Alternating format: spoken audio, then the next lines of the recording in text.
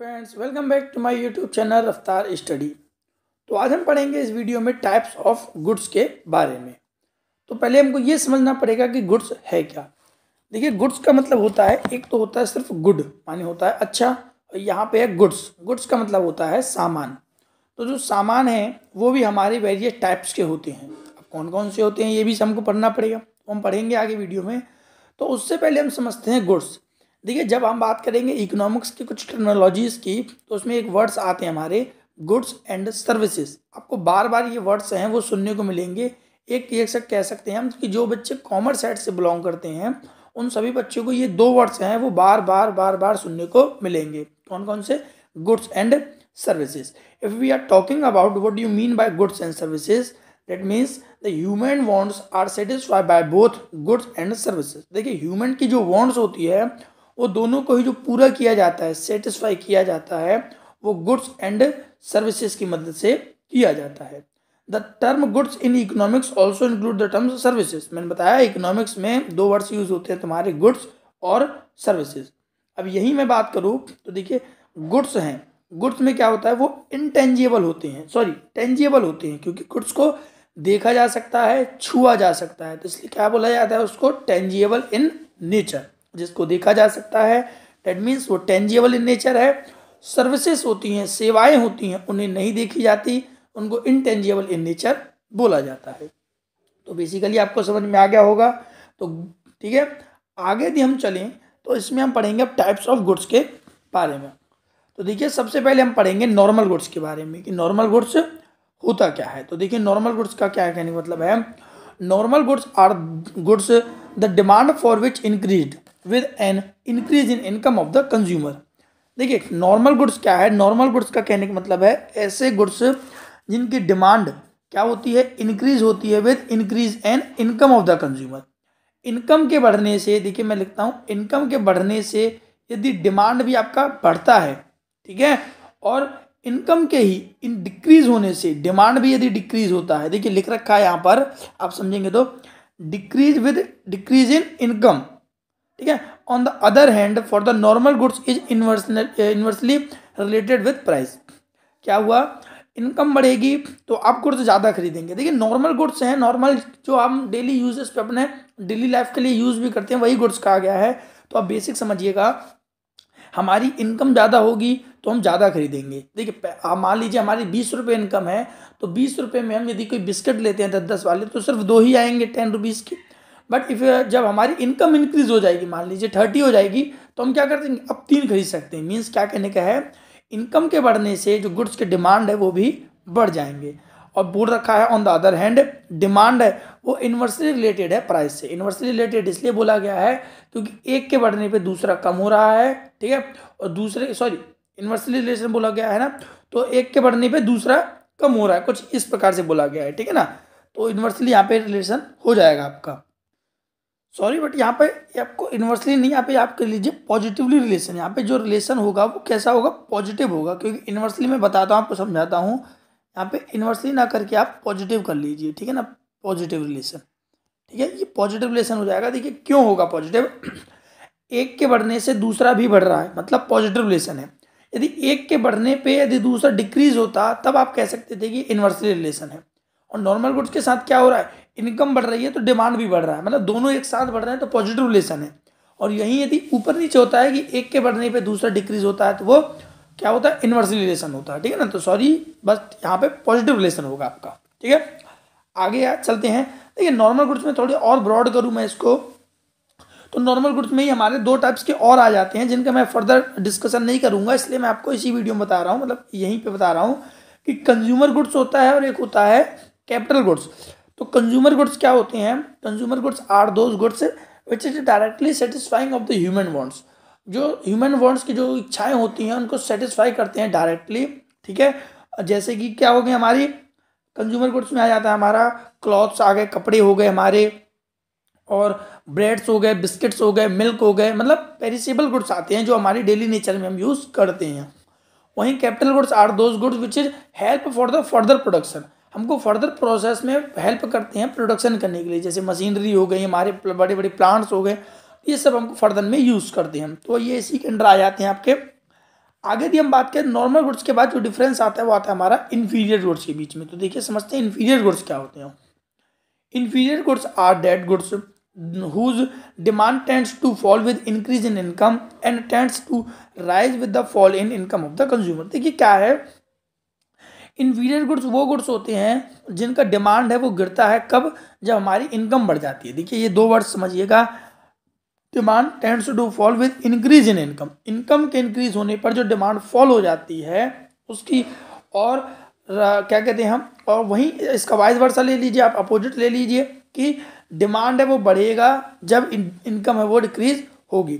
अब ऐसा होता क्यों है, देखिए समझिएगा, ये इन्फीरियर गुड्स होते हैं वो बिल्कुल पुअर इन क्वालिटी होती हैं, क्वालिटी इनकी बिल्कुल थर्ड क्वालिटी होती है। तो जब आप ही समझिए, आज हम लोग कोई नॉर्मल अपने कंजप्शन के लिए यूज़ कर रहे हैं, कोई भी प्रोडक्ट यूज़ कर रहे हैं, कल को यदि हम इनकम आएगी हमारी, कोई जॉब लग जाएगी अच्छी सी, तो हम जॉब करेंगे तो हमारे जो गुड्स हैं उनकी क्वालिटीज़ बढ़ जाएंगी। अब हम नॉर्मल क्या कहते हैं, जो हमारी थर्ड क्वालिटीज़ की गुड्स हैं उनको हम नहीं परचेज करेंगे, हम क्या करेंगे, हाई क्वालिटी ऑफ गुड्स की तरफ मूव करेंगे, ठीक है ना।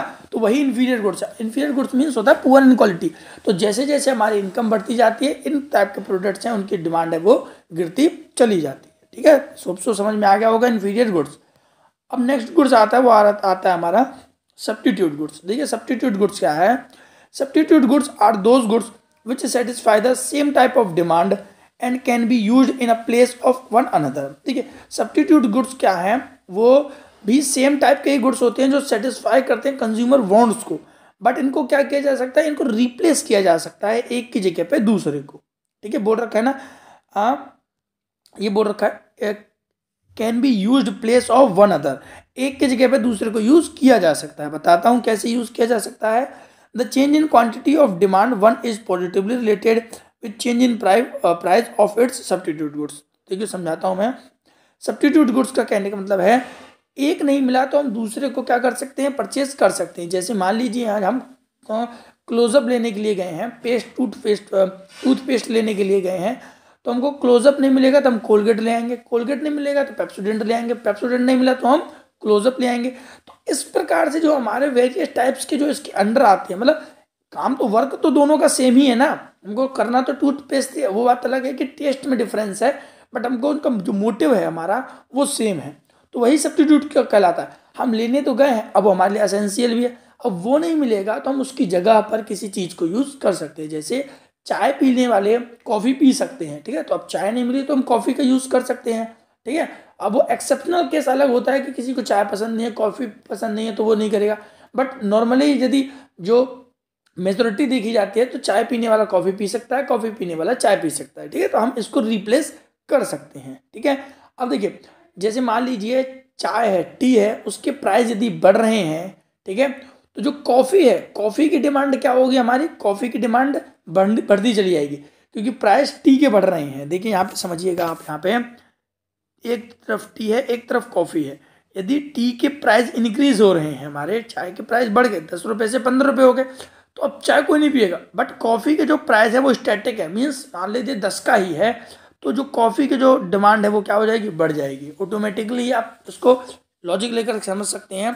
10 रुपये की चाय यदि 15 रुपये में मिलेगी तो आप चाय को ना पी करके कॉफ़ी पियेंगे, ठीक है ना। कॉफ़ी 10 रुपये में ही आ रही है, और मैंने बेसिकली बताया था कि जो चाय पी सकता है वो कॉफ़ी भी पी सकता है। आगे चलते हैं, अच्छे समझ में आ गया होगा आपको सब्स्टिट्यूट गुड्स। अगला हमारा कप्लीमेंट्री गुड्स। देखिए complementary goods are those goods which are used jointly together to satisfy particular wants. Complementary goods क्या होते हैं, जो कि जॉइंटली होते हैं, मतलब एक के बिन दूसरा अधूरा है कुल मिला के, ठीक है। The change in demand of one goods is inversely related to the change in price of its complementary. इसकी जो डिमांड है वो इनवर्सली रिलेटेड करती है प्राइस के साथ। देखिए कैसे समझाता हूँ इसको अच्छे से। सब्स्टिट्यूट गुड्स में क्या किया हमने, रिप्लेस कर दिया एक की जगह पर, बट यहाँ नहीं होता है रिप्लेस। कैसे, मान लीजिए हम पेन लेने के लिए गए हैं, तो पेन लेने के लिए गए हैं तो अब क्या हुआ, उसमें इंक नहीं है मान लीजिए। अब पेन में इंक नहीं है तो पेन और इंक दोनों का यदि हम कॉम्बिनेशन देखें तो मस्ट है, वो दोनों होने ही चाहिए, नहीं है तो वो काम का ही नहीं है। पेन रिफिल इंक के बिना बेकार है और इंक पेन के बिना बेकार है, ठीक है। तो दोनों का ही होना यहाँ पे मस्ट है।